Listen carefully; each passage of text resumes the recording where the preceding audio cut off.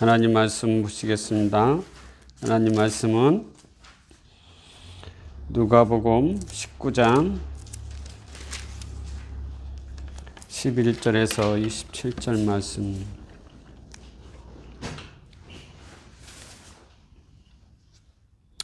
다 같이 봉독하시겠습니다. 그들이 이 말씀을 듣고 있을 때에 비유를 더하여 말씀하시니 이는 자기가 예루살렘에 가까이 오셨고 그들은 하나님의 나라가 당장에 나타날 줄로 생각함이더라.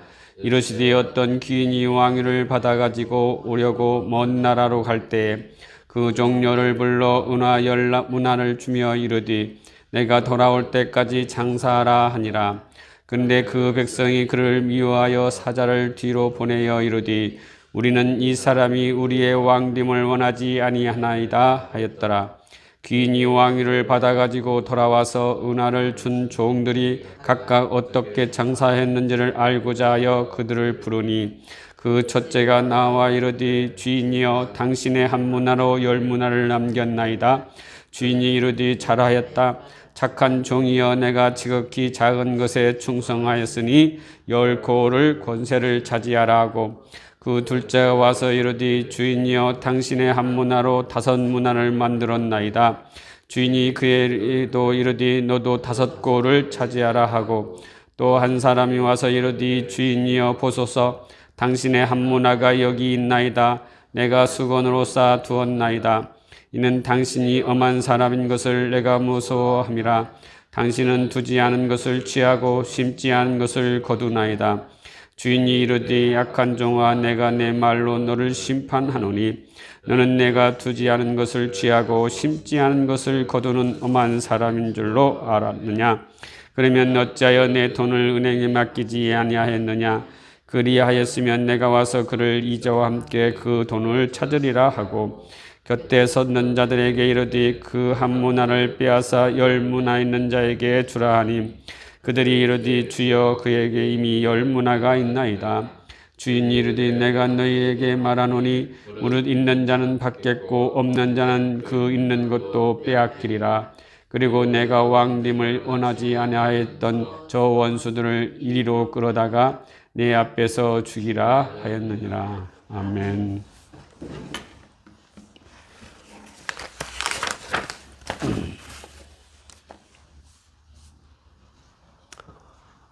오늘 말씀은 지난주에 이어서 계속 달란트와 문화의 비유에 대해서 말씀을 나누겠습니다.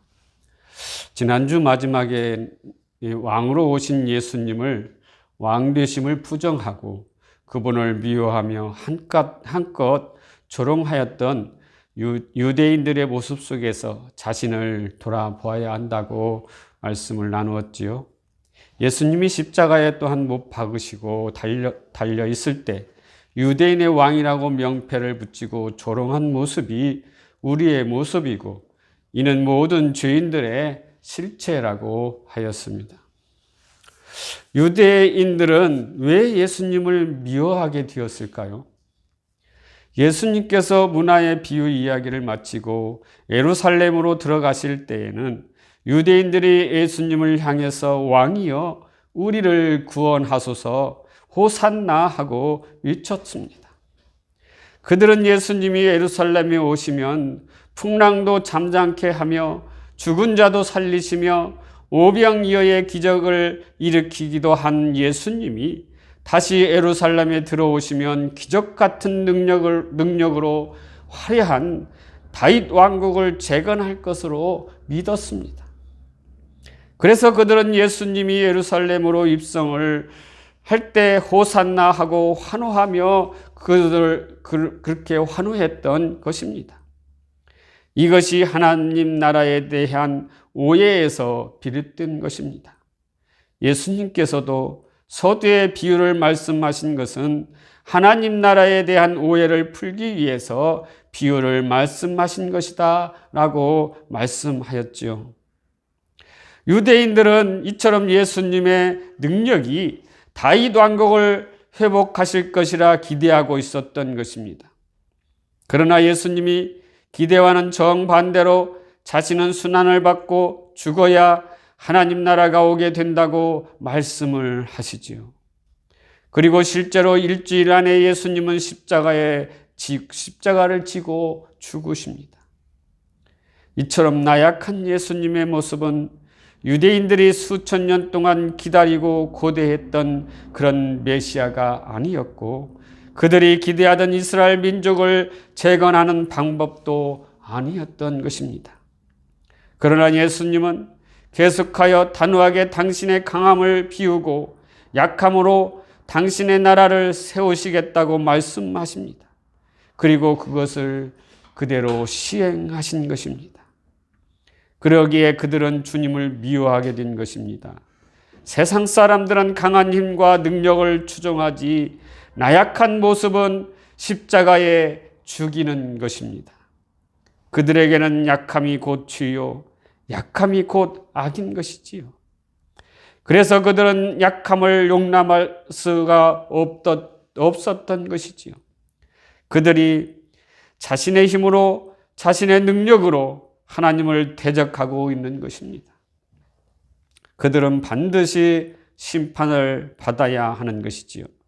예수님께서 능력을 발휘하고 기적을 일으키고 하면은 예수님을 따르고 예수님 편인 듯 행동을 합니다. 그들이 좋아하는 것이 힘과 능력이니까요. 그러나 예수님은 그들을 반드시 걸러내십니다. 성경의 중심은 둘로 나누는 것으로 내용을 담고 있습니다. 하나님의 백성과 하나님의 백성이 아닌 마귀의 자녀, 그리고 진리와 거짓, 이 둘로 나누시는 것이 성경의 내용인 것입니다. 그러므로 둘로 나누시기 위해서 심판이 있는 것입니다. 예수님은 약함과 성김의 모습으로 세상과, 즉 마귀의 자녀와 하나님의 백성, 이렇게 둘로 분류해 내시는 것입니다. 그것이 결국은 십자가입니다. 그렇게 하나님 나라의 삶의 원리는 세상의 폭력적 죄성을 폭로시키는 힘과 능력이 있는 것이지요. 그것이 하나님 나라의 임금의 본질이요 속성인 것입니다. 약할 때 강함이 되는 원리, 그것이 바로 하나님 나라의 삶의 원리인 것입니다. 빌립보서 2장 5절에서 11절 말씀을 보시겠습니다. 너희 안에 이 마음을 품으라.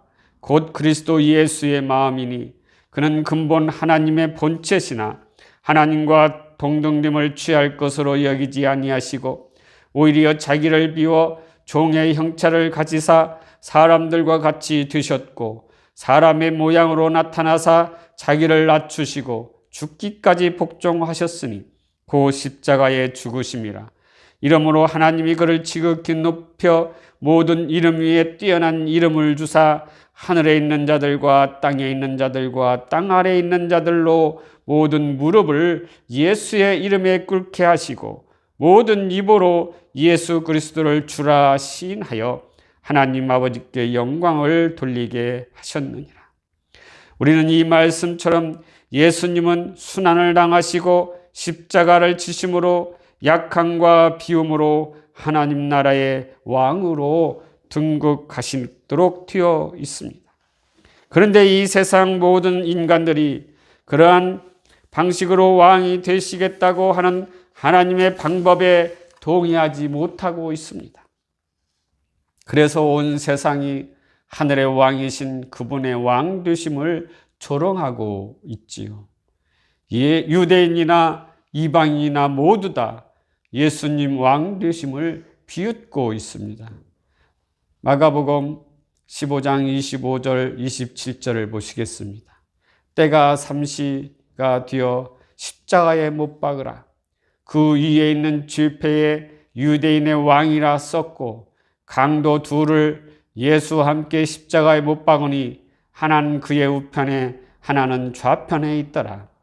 이스라엘 왕 그리스도가 지금 십자가에 내려와 우리가 보고 믿게 할지어다 하며 함께 십자가에 못 박힌 자들도 예수를 욕하더라.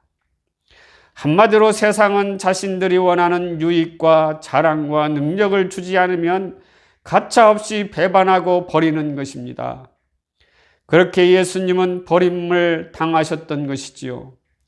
이와 같이 예수님을 믿는 성도도 예수와 같이 이 세상 사람들에게 버림을 당하고 외면을 당하고 폭력을 당하고 미움을 당하고 하는 것입니다. 그런데 하나님은 계속해서 성도들 보고 섬기라, 용서하라, 사랑하라 말씀하고 있습니다. 그것이 하나님 나라의 약함의 왕, 비움의 왕, 낮아짐의 왕의 나라이지요. 힘이 없어서 약함으로 오시는 것이 아니라 약함이, 낮아짐이 곧 하나님 나라의 원리이기에 그것으로 승리하기 때문에 약함으로 오신 것입니다. 하나님 나라의 힘은, 하나님 나라의 능력은 사랑이며 은혜이며 긍휼인 것입니다. 세상은 이것을 보지 못하고 느끼지 못하고 또한 알지도 못합니다. 예수님은 순환과 고통을 감당하시고 십자가에 의해 하나님 나라를 성취하셨습니다. 그리고 왕 되심을 분명하게 드러내셨습니다. 그렇게 예수님은 당신의 나라를 이루어 놓으시고 하늘로 올라가셨습니다. 이제는 진짜 왕이 없는 것처럼 보여지게 된 것입니다. 또한 하나님 나라도 겨자씨와 누룩처럼 감추어져 버렸습니다. 하나님 나라의 은닉성입니다. 하나님은 그 하나님 나라의 왕과 은닉된 하나님 나라를 창세전에 선택받은 하나님 백성들의 믿음으로만 보이도록 만들었습니다. 그러나 세상은 하나님을 모르는 사람은 또다시 하나님을 기롱하고 있습니다. 그들을 또한 하나님을 조롱하고 있습니다. 베드로후서 3장 3절에서 4절을 보시겠습니다. 먼저 이것을 알지니 말세에 조롱하는 자들이 와서 자기의 정욕을 따라 행하며 조롱하여 이르되 주께서 강림하신다는 약속이 어디 있느냐. 조상들이 잔 후로부터 만물이 처음 창조될 때와 같이 그냥 있다 하니. 이 말씀처럼 예수님을 조롱합니다. 예수님은 왕도 아니며 다시 오시지도 않을 것이라는 말입니다. 그러나 그분은 하늘 왕권을 소유한 채 지금 하나님 보좌 옆에 앉아 계십니다. 사도행전 2장 35절 36절에 내가 내 원수로 내 발등상이 되게 하기까지 너는 내 우편에 앉아 있으라 하셨도다. 하였은즉 그런즉 이스라엘 온 집은 확실히 알지니 너희가 십자가에 못 박은 이 예수를 하나님이 주와 그리스도가 되게 하셨느니라 하니라. 이 말씀에서 언제까지 하나님 우편에 앉아 계십니까? 원수가 멸해질 때까지 하나님은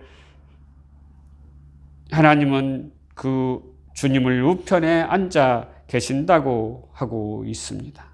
그리고 하나님을 대적하는 원수의 정체가 완전히 드러날 때까지 그 하늘의 왕은 당신을 숨기시고 있습니다.